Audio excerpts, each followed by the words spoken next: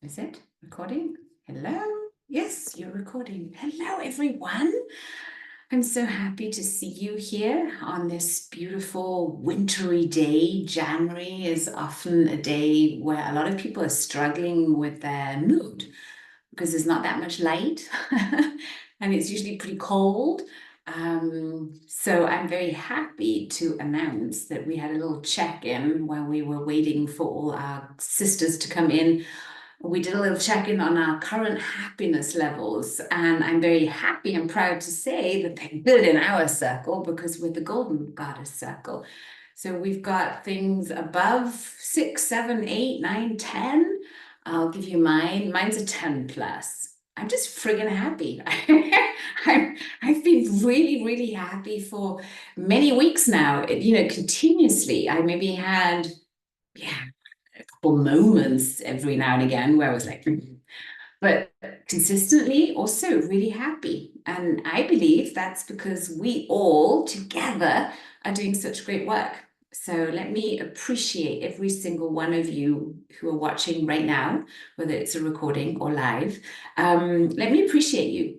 And let me tell you how incredibly happy just the thought of our circle makes me. And how even today, well, I don't know if I shared, I'm currently working in the fashion fairs, on the fashion fairs here in Salzburg. So I am selling 3 collections of clothes, knitted Sacré-Cœur and Henriette Steffensen, 2 shop owners in Austria. So these are shop owners. They're, I'd say, 99% women. Women who have founded their business, usually most of them quite many years ago, where they're selling fashion. And I can tell you from working in fashion for many years now, because I used to do that when I was 18. When I was 18, I was invited to model for one of these brands. And I did that for 1 season. But I did not enjoy it because I didn't have the confidence. I really disliked all the looks, and I don't know, it would just make me feel really uncomfortable. But I was courageous because at the end of that season of modeling, I went to my then boss and I told him, I don't want to do modeling anymore. I want to sell. I want to, because I've been watching, right? I'd spent 6 weeks watching these other women sell the clothes, and I was wearing them, so I got to know the whole vibe, and I was like, I can do that. I think I can do that, and I think I can do that better. So my 18 years old young me went to my boss, said, I want to do that, and he said yes. He said, okay, try it. And then I really loved it, and I financed my studies that way because in those days even fashion was paid really well. So I would work always, it's always, in sort of January, February, and then July, August. Those are the fashion seasons. And I used to work in, and they used to also be the perfect time because it was also when my university was taking a break. So in the breaks, I would always work there, and I earned real good money. So it's really fun for me now with 51 to do that again. And I've also decided I'm not going to do it again. This is like a boot camp. I start at 8 o'clock in the morning. I usually finish at 7 at night, and there's no weekend. It's 24 days straight. So I'm calling it a boot camp, and I'm seeing the blessings every day. Okay, so dealing with this in German, it's called Fremdbestimmtheit, right? I'm just a worker. I to check in with my boss, make people happy, that I love. Get numbers. This is all about numbers. This is a money game. This is, how much profit is my boss making by me working for him. And that's a new role to have as someone. I've been an entrepreneur now for decades. So that's interesting. And it's also, they're not the usual work days where you have, I don't know, a lunch break or something. Sometimes I don't even remember when I pee. It's just like, go, go, go.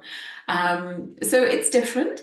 And, the selling part is so teaching me a lot, because, selling for someone else, I still find easier than selling myself. I don't know. How's that for you girls? Isn't it a little harder to sell? I'm selling me, my person, than some cool thing that someone else made, and I can sort of hide maybe a little bit behind the brand, the product. So that's interesting. And then it also reminds me of something that one of my great teachers taught me, because I've done a lot of sales trainings. And she said, selling is serving. Joy, selling is serving. And that changed it all for me. And I really see what I'm doing now as serving. Of course, I'm selling clothes. I mean, it's pretty mindless as well. But on the other hand, I also have a responsibility because I want to make sure that the person who's buying this stuff is going to have success at the end. So I tell my customers straight out, and I wouldn't get that. I think that's going to be a hard sell. I'd get this instead. So that's that serving part. And I think we all need to tune into that kind of vibe when we are building our own business, because we're doing something that's even more confrontational. Maybe Yolanda can talk about that as an artist, right? They are also selling your creative production, and you don't know if people are going to like it. And often at the beginning, especially, you'll get a lot of feedback of, I don't like that, or who are you thinking there, right? Because you're still maybe talking to the wrong people. But another teacher taught me, she used to say, don't change what you have, change the audience. So often we're trying to serve the wrong people. And way better than trying to sell whatever we're selling to the group of people, the same group of people that we're kind of hammering into, come on, and trying to convince them, way more effective is to take that, what we have, and to say, let's find the people that like that. So I'm just going to do a quick check on my phone, please forgive me, to see if Krisstina has somehow got the wrong link, because I know oh, there you go, she didn't get the time wrong. I'm in the waiting room, I'm ready. We are also here. Wait a minute. I'm going to send her the right link. Sorry to have to do this in front of you, but we got to go on participants. Oh my God. And then we need to share. Wait a minute. How do we do this? Nicole, does anyone know how we can? Oh, there we go. Maybe we can do that. No, I don't want that. No. Does anybody know how we can share this? You can copy the link and even send it by WhatsApp. No, I don't want that. Okay, wait a minute. I'm going to give her a call. She's such a lovely person. She's not a, yeah. What to do? I'm sorry, but we'll get back into the vibe. Remind me where we were.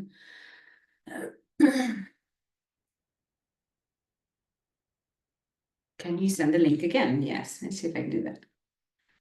Cancel Zoom. Oh, goddess circle. No. Who of you could send me the link that you have now per WhatsApp? Nicole, I think you can do that. Can you send me your link? Then I can share it with her on WhatsApp. That would be most helpful. Or just maybe all of you could share it in our WhatsApp group on it. So not even Mercury retrograde. Okay, Nicole, I'm waiting on WhatsApp. Please send me the link of our meeting. The ones that you got in the email. I unfortunately don't even get the reminder emails. I don't know where the system doesn't give it to me.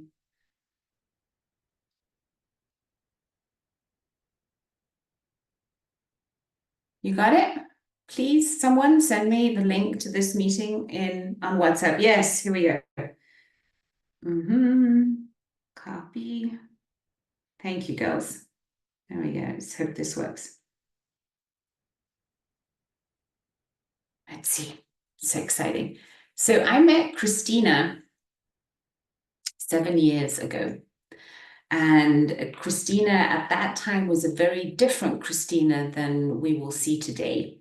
Krisstina at that time had gone through a very abusive, toxic relationship that cost her almost her financial well-being.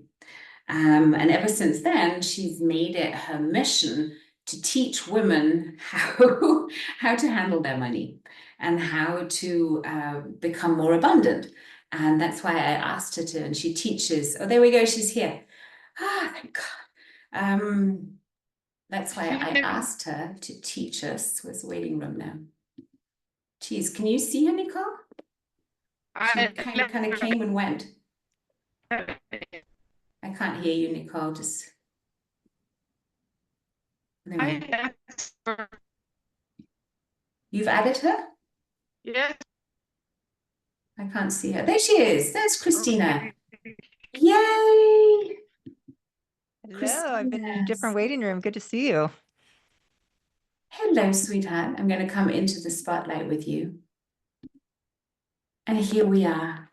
I'm so glad we made it. I'm sorry for keeping you waiting. I don't know why that link was wrong, but my sisters here helped. Oh, good, good. Well, it's just so funny. I was waiting, and then finally I noticed, like, oh, it says March 11th. I don't know what happened. Funny. Here you All are. good. Happy New Year. Happy New Year to you too. I was giving the girls a little intro, and I was saying that we met around 7 years ago. And the Krisstina that you were then and the Krisstina that you are now are like two different people. And you had quite the journey that led you to realize how important it is that us women have our financial stuff in a good position. And that you are going to help us understand this interesting dynamic between women and money. And I'd like to just give you the mic right now and just tell us a little bit about who you are, share your story, and then let's jump right in. That sounds great. Thank you so much. I'm so glad to be here. You look beautiful, by the way. And as always. And yeah, I remember when you and I first met, and I was just so like in awe of you, just your aura, your heart, how you're just so present, and just really gave me some great advice at the time when I was actually going through a really, really difficult time. So anyway, yeah, it's been an amazing 7 years, I think, for both of us and probably all of us listening. So what I'm going to talk about today, and if you'll make me co-host, because I'd like to share my screen and do a little writing. 100% happening now. Okay, and just some background, I'll do quick background with me, is that I have been an entrepreneur for my entire life, and I have started and built many businesses. I've had a really nice exit for one business. And so business has always been my love and passion. And while I was building a business, a good portion of my life was a single mother and really focused on making more money. During that time, I went broke twice. And I mean broke where I couldn't feed my children broke, and where I had to borrow money broke, and where I didn't know how I was going to pay the light bill to keep the electricity on broke, to where my car was being repossessed broke. And so it was this really interesting, I don't know, duality in a way. Like I was really successful, and my notoriety for my success in my city and even nationwide in the industry I was in at the time, like I was the pinnacle example of success, yet I couldn't pay my personal bills. So that just really gave me this head scratcher finally, like the second time I went totally broke, of WTF, like why is it that I'm good at business and I could great at making money, but I'm like going in reverse. I'm literally paycheck to paycheck, regardless of how much money I make. And then, I made some other bad decisions with money that I like to teach. So the first time I went broke, when I was really successful, was the fact that I just didn't understand money. And so I'm going to share that with you today. The second piece and I talk about what I'm going to talk about this first part all the time. I'm on podcasts all the time. I'm talking about money all the time. So this first piece is what I share with everyone. What I'm sharing with you all is the second piece the second reason why I went broke, which is really, I think, the subject of this group, like the the purpose of this group. And this is women supporting women and us valuing our own power and our own intellect and our own capabilities. Because the second time I went broke was because of a man. And I just trusted this person with my money and my business and my bank accounts.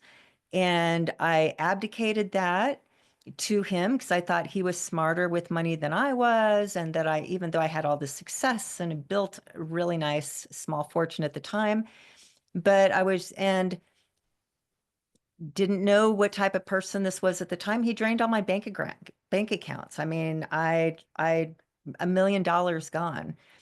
Not only the money was gone, but my livelihood, my self-confidence, I didn't know who I was at the end of that situation. And I think he's even probably still thriving, but it really took me to my knees. And so that was like the second lesson of and then it was like my women friends and women that were my support system and helping me get back up and reminding me who I was, reminding me that I had power even though I felt like I didn't have anything. And so not only was my money stripped, but who I was stripped. And I just had to go rebuild both of those.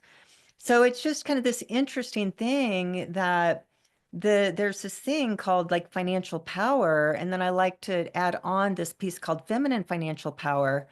And it's really these two parts. It's understanding the pragmatic pieces of money, that not understanding them keeps us in this paycheck to paycheck position.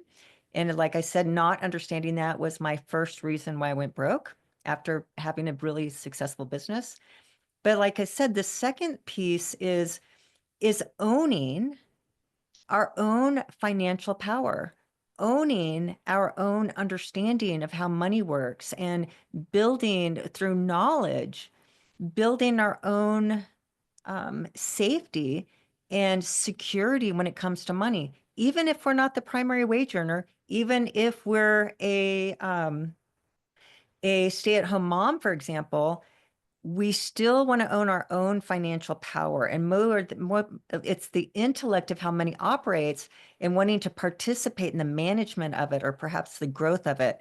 But at the end of the day, whether we're married, single, whatever the case is, I just want women, again, to own this financial power and not give it away and be a full participant in our financial situation and having Yes, yes, probably yes. more control over that than we're aware of.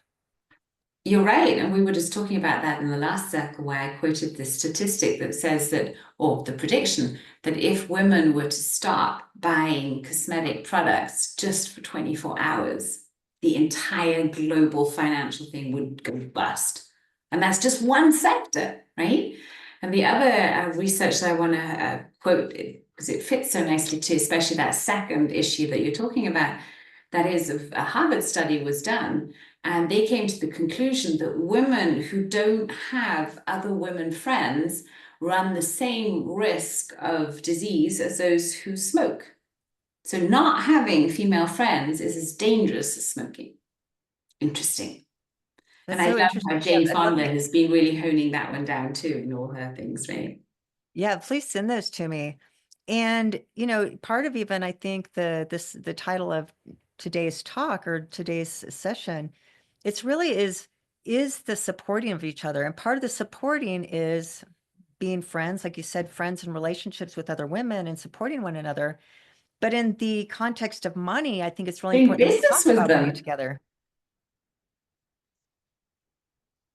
Yes, doing Yeah. business together and seeing each other as financial resources as well. I think that's where we often just always automatically from programming go to the men. So what's the solution? What do we do about this? All right. Give me your So angle.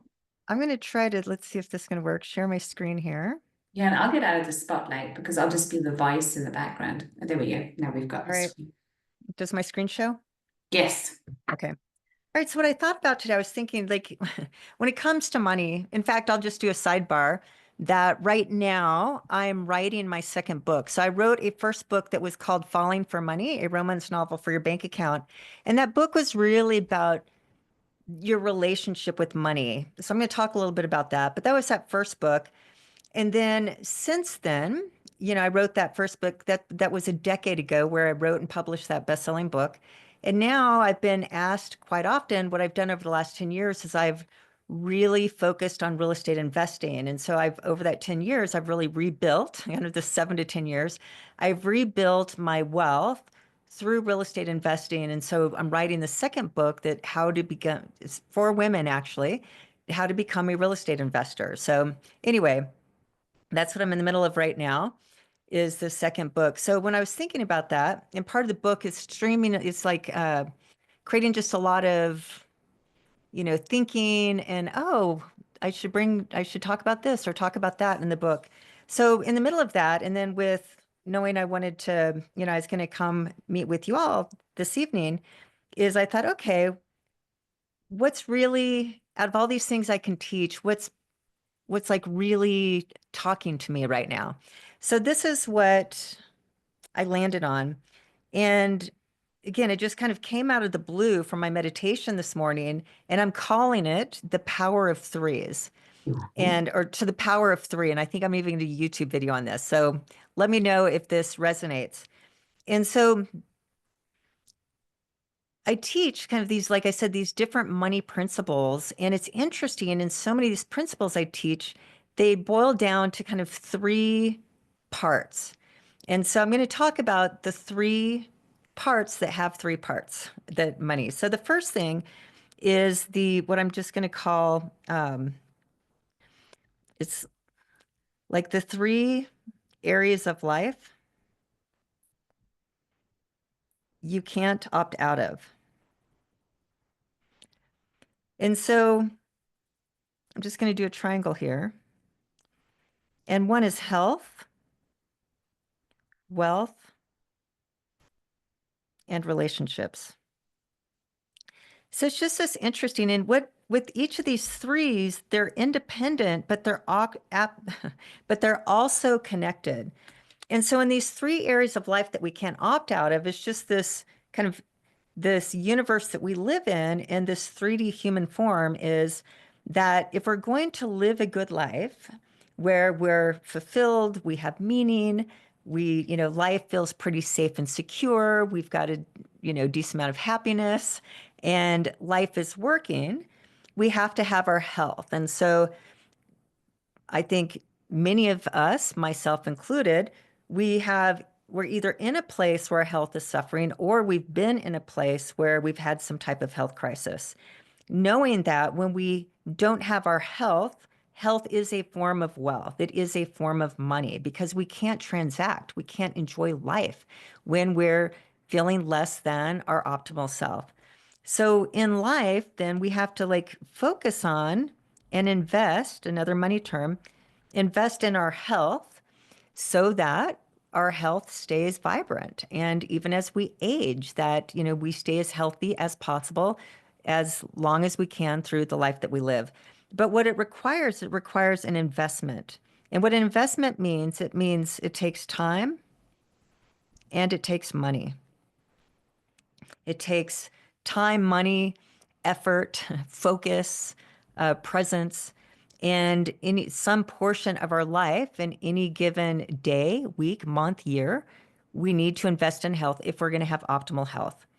The second thing is this thing called relationships. And just like what Joy was saying, is that it's being shown that we live in this really lonely world. Like, loneliness is like the number one reason for suicide and depression and these other mental health issues. That even where mental health typically goes in here, we're learning that this loneliness or lack of meaningful relationships is really this health epidemic. So it just goes to show that relationships in general, and then relationships with other women, are really important, again, to our overall well-being and wellness in our overall life.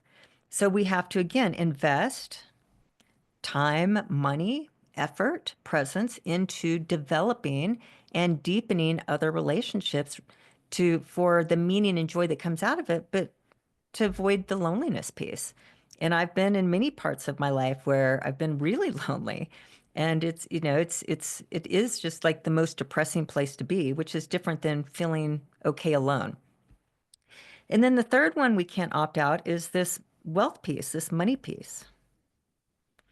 And it's just because every part of our life is touched by money.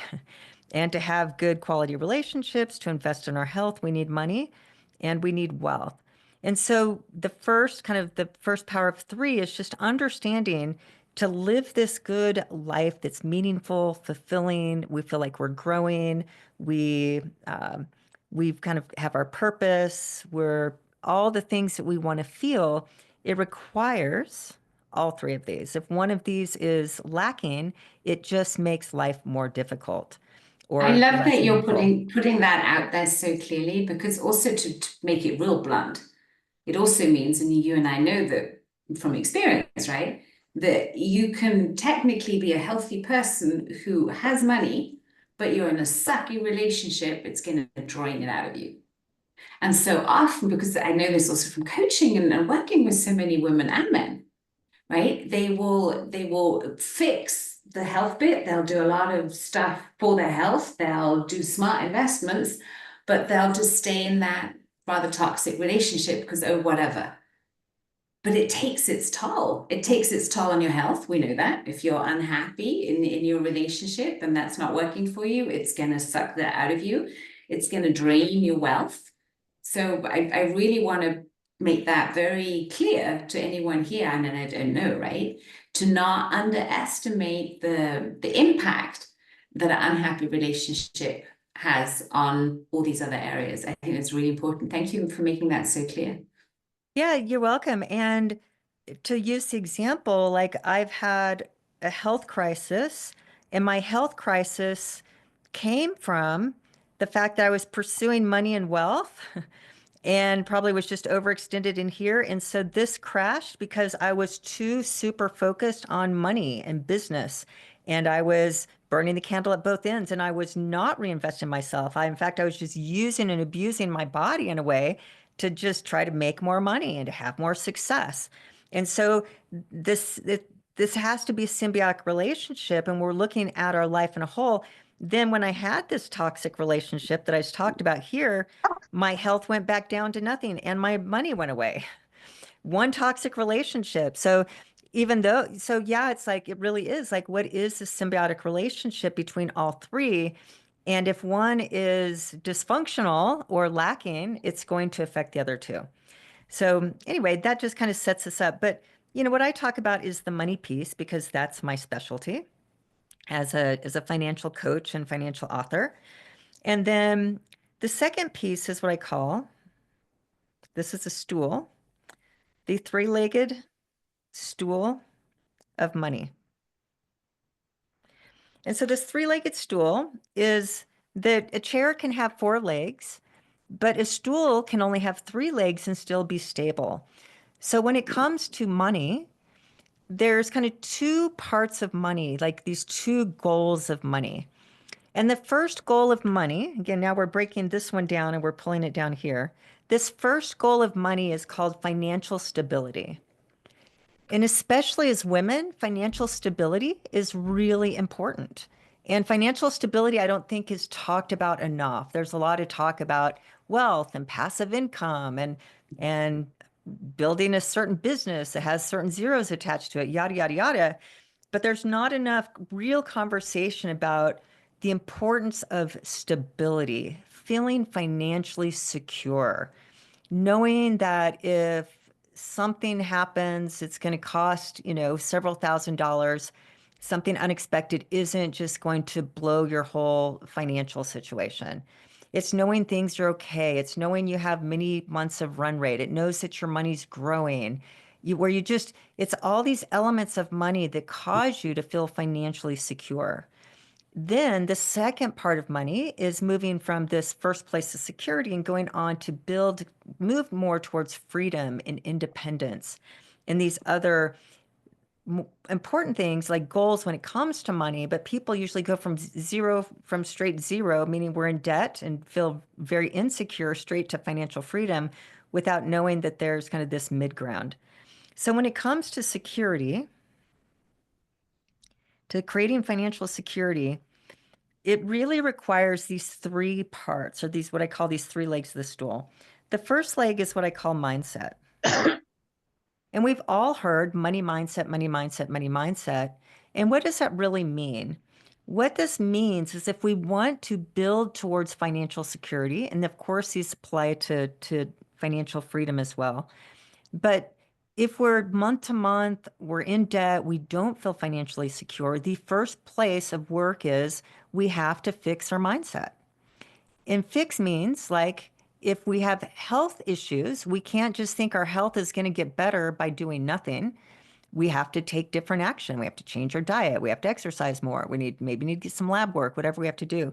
Money is the same thing. So the first diagnostic we do is look to our mindset. And our mindset are our money beliefs, what we believe about money.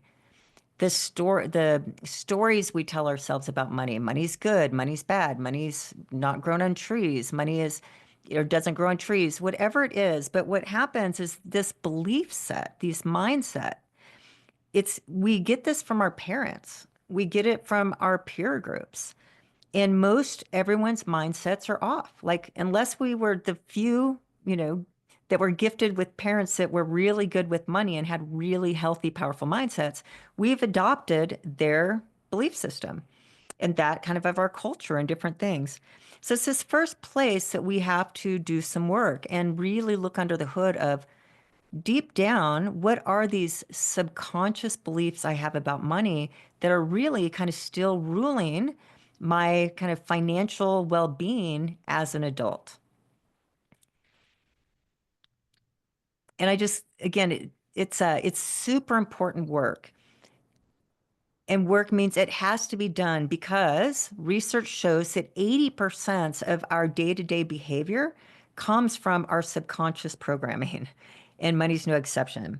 So that's why these mindsets, and that's why we have to uncover what's there and we have to replace them. We need to rewrite those beliefs with beliefs that might better serve us. So that's the first stool of financial security. The second one is our relationship with money. And mindset and relationship gets conflated quite often, like they're the same thing. But I really see that they're different areas of focuses. Even though one affects the other, they're still distinct. So mindset, again, it's our beliefs around money, the statements we make around money. And again, it's this real subconscious programming. Now, that subconscious programming will affect the type of relationship we have with money. And our relationship with money think about it as the time spent with money. So the time spent with money usually is an indicator of the health of that relationship. And our relationship is how much time do we spend with it? How do we talk to it? How do we behave with it? How do we dance with it? And you think of any type of relationship, it's like the relationship with our body. If we have a terrible relationship with our body, we might eat like crap. We might treat our body a certain way.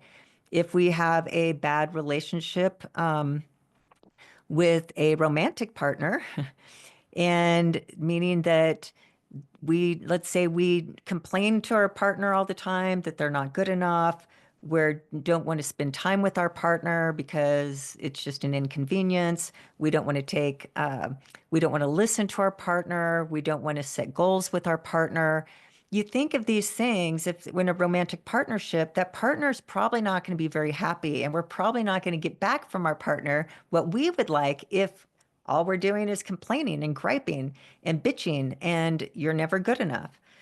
And again, a lot of that might come from historical, like it took me a long time to be a good partner relationship because I grew up in a really bad example of parenting. So I had to clean up a lot of personal stuff.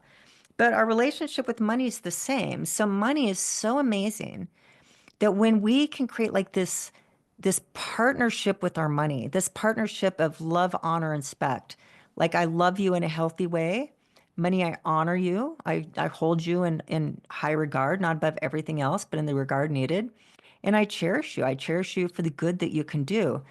And I want to spend time with you. And when your money can be a partner, your money loves working for you. Your money loves being a partner. Your money loves being told what to do.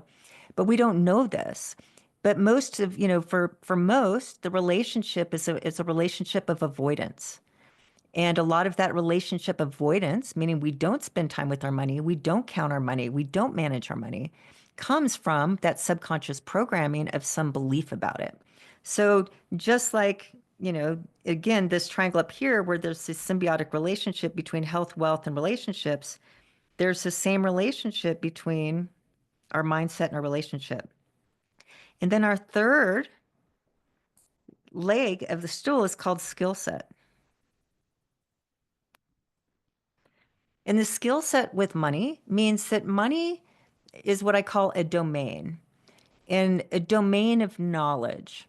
And a domain of knowledge means that it has its own language, its own distinctions, its own rules, its own laws, its own principles. And that's what a domain is. And so there's a bazillion domains out there. But if we look at the domain of medicine, my son-in-law is a doctor. And they have doctorese, doctor speak, where when they're in a group with other doctors, it's like a foreign language. But they studied together. They have the same language. They know the same terms. They know the same principles. They've studied the body, the bodies are the same pretty much in every case. So they've studied the fundamentals of the body, for example. Same as for accounting, same as for being a pilot, same as for whatever any of us do independently for work. These typically are all domains of knowledge. And so when I'm sitting in a room with a bunch of pilots, they're talking about, again, terminology that I don't know what it means, which means I can't fly a plane. So we don't understand with money, since not all of us fly a plane, therefore we know we don't know anything about being a pilot. What's confusing about money is money affects all of us. Every one of us has money that flows through our hands. So since we all are in this game of money, we don't understand that it really is a game that we need to master if we're going to win at it. So that's the skill set of money. It's learning the language of money, the principles of money. It's just called financial literacy. We don't have to be these masterful hedge fund, on Wall Street to get rich. But we do have to understand these very basic principles and laws and distinctions of money if we want to create financial security and ultimately financial, wealth and freedom. And you can't escape it. In the US, 80%, like it's approaching 80, I think it's like 78%, but 80% of US families are month to month. Month to month means there's no savings. Month to month means if something goes wrong, we have to go into debt. The average debt in the US, household debt in the US, is $33,000, not including student loans. Student loans are a whole different level of debt. So the statistics tell us now, millionaires in the US, there's only 7% of bona fide millionaires, not including the equity in your house, meaning you're a millionaire. You have $1 million worth of net worth. So these statistics show us that, as this is US, but I'm going to venture to say it's probably pretty global, that we don't have a handle on this. Our mindsets are skewed. We don't have healthy partnership relationships with our money, and we don't understand the basics. We are like financially illiterate, but we don't know we are because we make money and pay our bills every day. So there's nothing like in our face telling us that we can't read or write when it comes to money. So those are the three legs. Any thoughts or questions there? I think it's wonderful. I think this is so clear and at the same time humbling, because I'm sure many of us are saying, oh my God, I need the skill set. I need the skill set. Where am I going to start now? And then I just want to say to everyone who might be feeling like that, if we look at that learning curve, right? We're dumbest when we don't know that we don't know. We're a little slower when we realize that we don't know something. So that's an incredible step to take, because now it's just a decision, right? I can say, okay, do I want to learn this?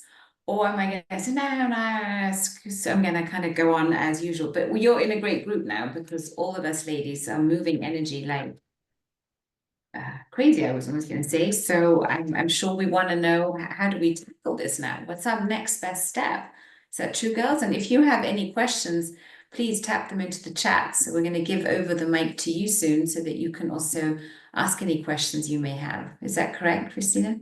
Yeah, absolutely. And that's why I want to just kind of give this overview, and then we can ask questions into any piece of this. But like I said, the power of three of these threes, I think, really covers so many elements of money that gives some clarity where it can otherwise get confusing.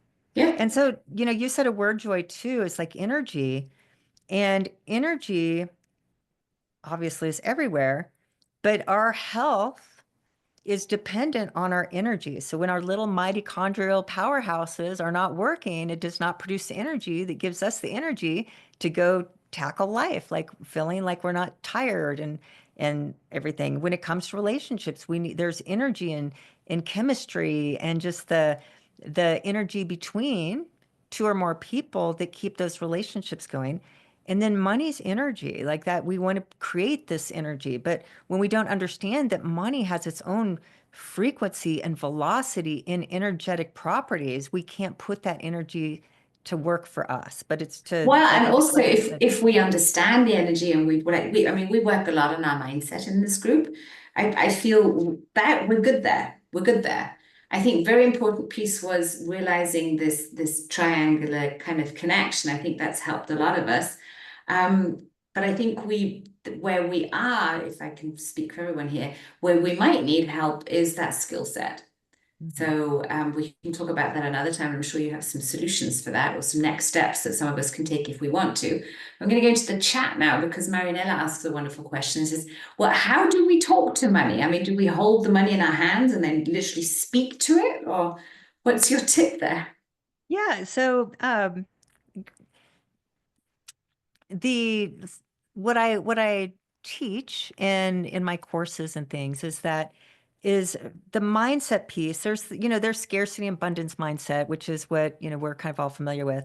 But a different context of mindset is this mindset that money's my partner.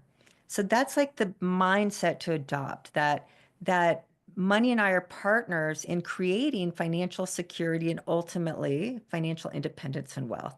So that's the mindset to adopt. And think about it as, okay, if money is my partner, how am I talking to it? So you could talk to it, but most of it is talking in my head. So when I'm looking through, so a best practice is what I call money management. And every month when I'm what's called reconciling my expense, my money, that means I'm looking at all the money that came in and all the money that came out and all the money I moved into savings and created energy and velocity with. I'm looking at all the money coming in and I'm saying in my head, wow, thank you, money. Thank you, Krisstina, for creating value in the world and the reciprocity of money coming back into my bank account, and just spending time being grateful for the money. And it's just like, it's so easy to take for granted. It's just like, it's easy with a romantic partner. When we've been together a long time, we can take them for granted versus thank you so much for showing up every day. Thank you so much for cooking dinner, or it's just very easy to get complacent in our gratitude for what we're used to in all Very categories true. of life. So money is the same. And so it's just really important in this relationship that we spend time with our money to say thank you. Yes. And Spending time, because it also adds to, I mean, we know that wherever our focus goes is where energy flows. So I also know from myself that I'm sometimes not that diligent. I'll sort of, because I always know where I am kind of number wise. I always know where my accounts are, but I really don't maybe spend enough time looking into my account. we're literally just spending more time with the topic of money. And I think the one reason why maybe some of us don't like doing that is because it's kind of sort of, there we are, the belief thing again. It's kind of a tricky relationship, right? But we're now, and I suggest we could all do a tapping on that. I think you'll enjoy that too, Krisstina. We could now integrate that belief that money is my partner and money is my ideal partner. It's like my twin flame. Yeah. Right? That would be fun. Just Yeah. to start this loving, harmonious relationship with money. I think that would maybe be our best next step, to just do a lot at the same time. Donata is saying mantra, I love money and money loves me, and we love each other's company. I like that.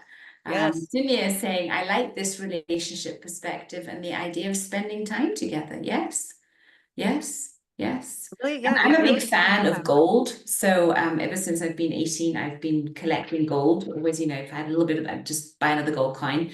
And I've just had the idea, I'm going to spend some time with my gold. I'm just going to sit there and meditate with it and just feel gratitude and because that again, it's a frequency.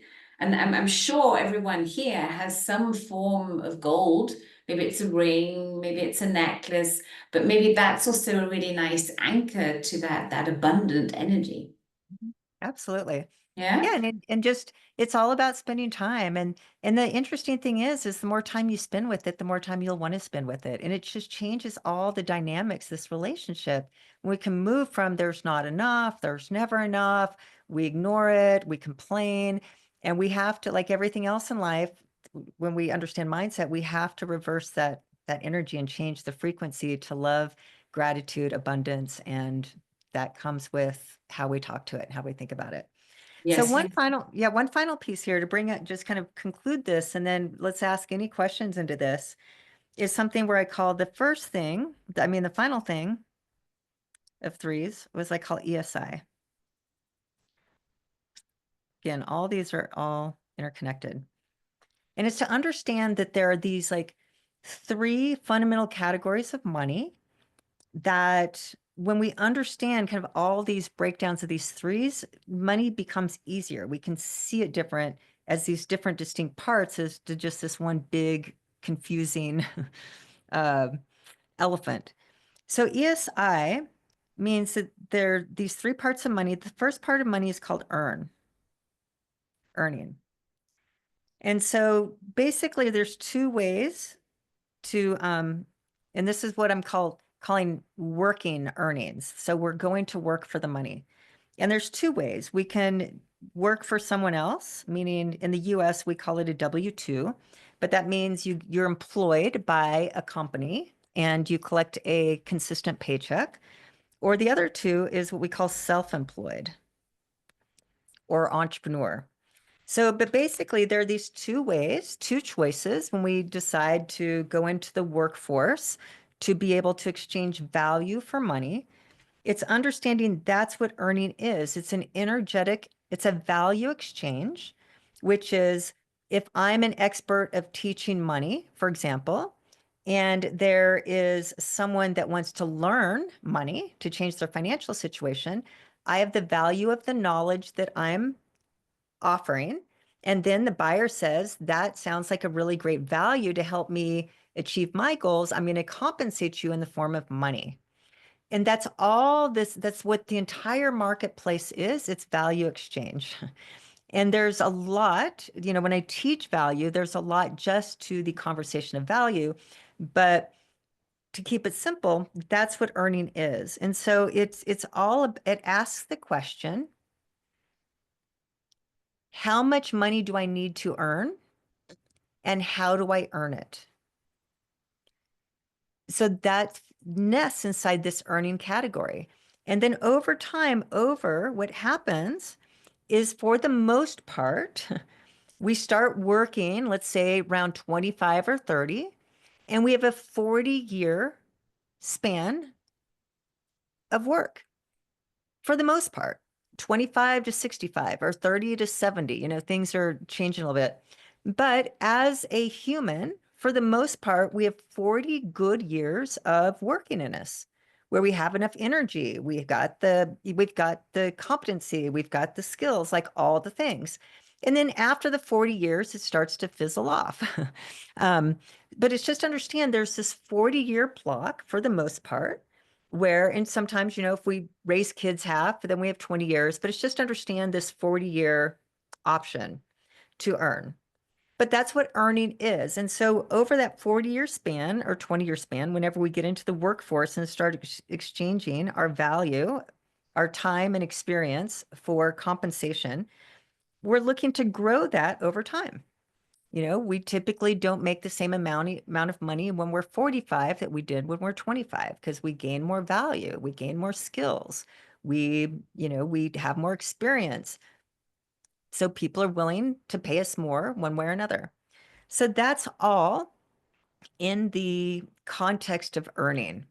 Now, I primarily work, not primarily, but I work a lot with self-employed and entrepreneurs because what happens when you're in this self-employed or entrepreneurial world, money just got harder because there's no consistency. There's so much variability in your month-to-month earnings, for example, that it makes money harder. So it's really important when people get into the self-employment entrepreneurial world that you have to be more financially literate than W-2 because you have to really learn how to manage the variability in the different months of income. So there's a lot to learn there when we move from employment to self-employment, if we want to create financial stability and ultimately that net worth. So that's our earning. Now, what we do is we make money through our earning. And this second thing here, but again, this is all earning. And how much money do I need to make and how do I make it and how do I continually make more? That's the only conversation there. The second thing there is we take the amount of money that we make and we spend it. It's two S's, spending and saving. So this is our household. It's called household finance. And this is really what I teach here. But it's understanding that however we earn our money, if we, let's say, make 10,000 US per month, we deposit that $10,000 in this, what's called household account here. And this job of our household now, where this one was about earning, when it comes to once we deposit those checks into what's called our household bank account, then it has two jobs. It's spend and save. So when it comes to our household and we're managing the money in our household, it's to get very clear the job of our household is to only do two things. But both of these things, one is to spend. So a portion of this $10,000 income we spend. We spend on the mortgage, we spend on the utilities, we spend on the groceries, we spend on the gas, we spend on the restaurants, eating out, we spend on our clothing, we spend on our cosmetics, we spend on the Botox. So whatever it is, and I love that one statistic, Joy, that I'm really curious about, like how much women is actually spending on cosmetic type stuff. I'd really like to know that statistic actually. But we're spending money.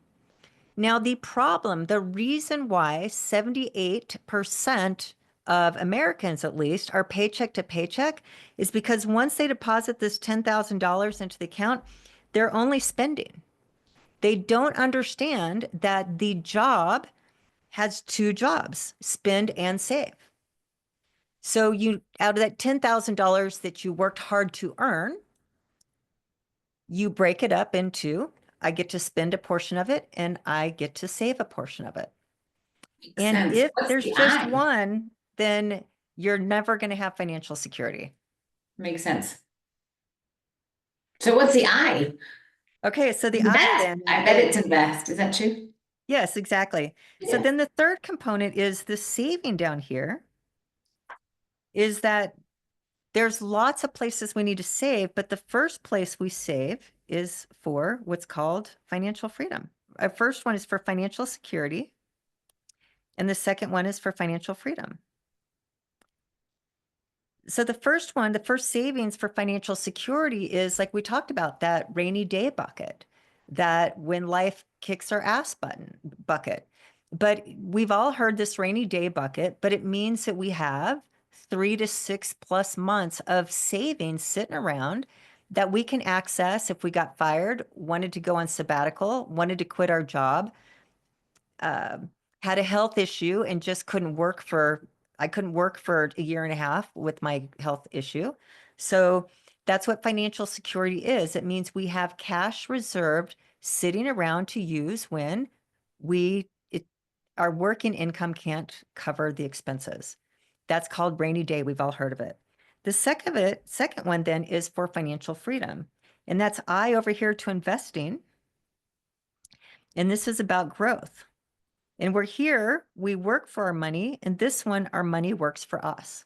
So we save a portion of the money we make here so that we can put to work so we can compound interest and grow.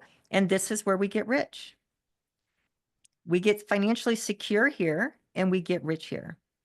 So that's it. It's just understanding that in this game of life, that there are these 3 life categories we can't opt out of: health, wealth, and relationships.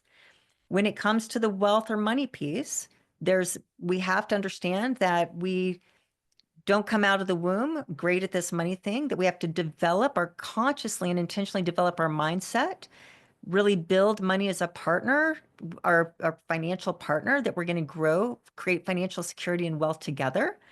And 3, that we have to gain the skill set of understanding these laws, principles, and behaviors required to build security and freedom. And then to understand that we need to know how much money is enough, how much money we need to earn, what we need to do to earn the amount of money that we need to make, that we need to make enough money so we have enough to spend and enough to save. One portion of that savings to create financial security, and the other portion of savings is that we put that money to work to grow into wealth and financial freedom, with the be-all end-all goal is that we have these things called assets here that we buy over this 40 years or from the time we get started. And these assets then pay us money that amount or that equal or more than match the amount of money, our working income. And when the money that comes from this I box means our money's paying us over here versus our working income paying us. And that's what financial freedom is. And then that's it.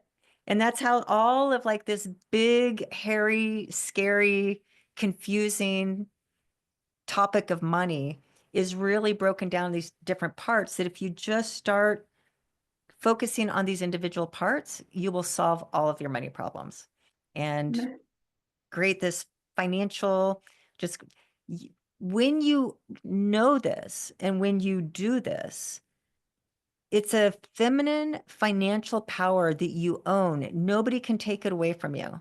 And even when the Yahoo took my money away and I got back on my confidence, got my feet back, he couldn't take my knowledge away, and I was able to rebuild it again and do it. And that's the difference. And then as women, when we can talk about money together, when we can make money together, when we can do business together, let's pay each other to do business versus finding people out there we don't even know and trust. And just getting into this dance of money and life. Money in the hands of women will make the world such a better place. And it's up to us to take ownership of that. And that's all I've got for today.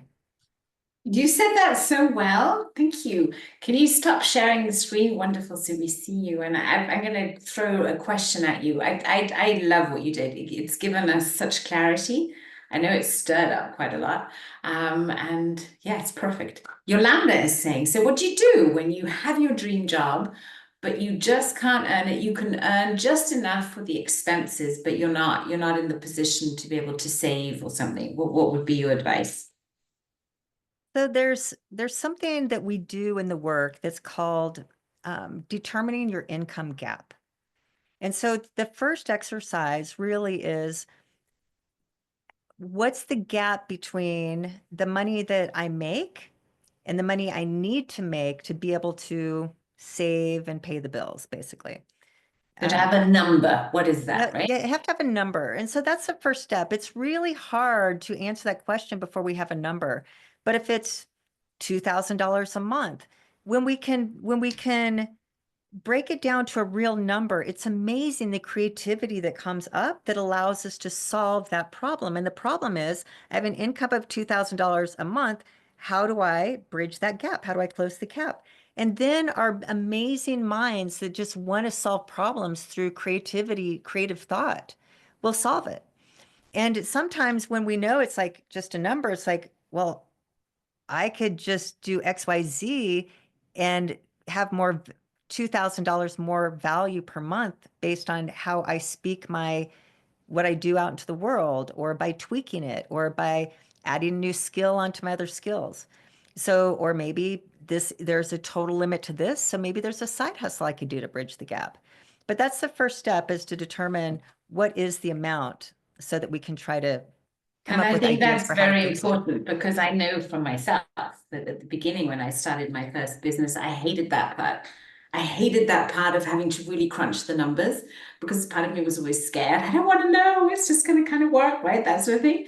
But I know that every time I've really put numbers to something, and the same, I was giving a little intro, I'm working in fashion right now, and it's all about numbers there too.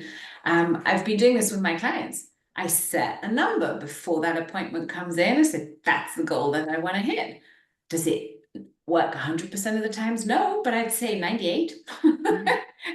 98% of the times it really works that way. So yeah, I think we've got a lot in our minds and bodies right now. So I would love us to just end this beautiful circle with some tapping, and for you, Krisstina, to tell us, where can women reach out to you? How can we, I don't know, if work with you one-on-one, in groups? You've got a lot of programs out there. I'm sure you'll share the link with us, but what's the best way for someone to want to stay in contact with you? How would we do that? So I'd say a couple different ways is, I'm getting my a link here. One, if anybody that wants to have just a one-on-one call, I love one-on-ones. What we do is I just listen to your current situation. I listen to your money story. We talk about it, and then I'll give some advice or offer solutions. If I can help, I'll mention that. If I don't think I'm the right match and the next place to start, I'll mention that. So it's just a great place to start. And it's sometimes a confidence builder, because if we're not used to talking about money, or we've got that thing in our stomach, like, oh, it feels really uncomfortable to schedule this call and talk to someone like Krisstina about money. That's all the more reason to do it, because that's part of the practice, is getting over that discomfort of talking about money, regardless of financial situation. There's no judgment. I mean, that's the thing. There's so much shame and guilt, and we can judge ourselves if if we're in debt or money's not working out, and thinking we're the only one. Nobody has their money together because it's not taught. So just know that whatever situation you're in is completely normal. Doesn't matter how bad it is, it's all fixable. So don't let sometimes our self-judgment get in the way of a next step that can help us improve that. So the next one is, and I put it in the chat, it's just Krisstina.com call. The second one is my YouTube. And YouTube's a great way if you just want to start learning sound bites of money. Then I started a YouTube channel last year, and I'm just really, I think, doing a good job of just like teaching these little bits and pieces that if you just want to start consuming some little sound bites over the next several months, it's a great place to just start picking up some of that savvy, as I like to call it. Perfect. Thank you. So this is what we call the switch. We take a fist and we pound it into the open hand of the other hand, and then we kind of go left, right. This synchronizes the left and the right brain hemisphere. And we're just all going to say, I love and accept and respect myself, even if I do not have a great relationship and partnership with my money. And I love and accept and respect myself when I now choose to create the most beautiful, loving, harmonious, and successful partnership with money now. Then we breathe. Then I'm getting the kidneys. This is the kidney meridian. It's right underneath your collarbones. We're going to tap here, and we're going to say, money. I love and accept and respect myself with all my fears towards you at my deepest level, and from the very first time I was scared. And I choose now to let go of these fears and step into my power of courage. Money, I love you, and I know that you love me too, and I am ready, willing, and able now to create great wealth and health and happy, healthy relationships. Let me take another breath, and then just tune in. Just notice maybe even that smallest shift, and know that you can do that again and again and again until you think of money and you get that great big grin and that warm feeling in your heart and your gut. And then you know, I'm there. Yeah. Okay. Well, Krisstina, thank you so much. We've gone over time. Normally we finish sharp at 8. But thank you for staying with us, and thank you for being patient at the beginning, not giving up on us. I feel you taught us so many valuable things. And if we were in 3D right now, you'd get a group hug. So please imagine all us goddesses sending you that radiant rainbow golden colored beam of light right into your heart, blessing you, thanking you, and wishing you the most fabulous 2025 you can possibly imagine. Well, thank you so much. It's an honor to be here, and to all the financial goddesses here. Let's make it a really prosperous 2025. Yes, yes, yes, yes, yes, yes. Together, together, together. Love you.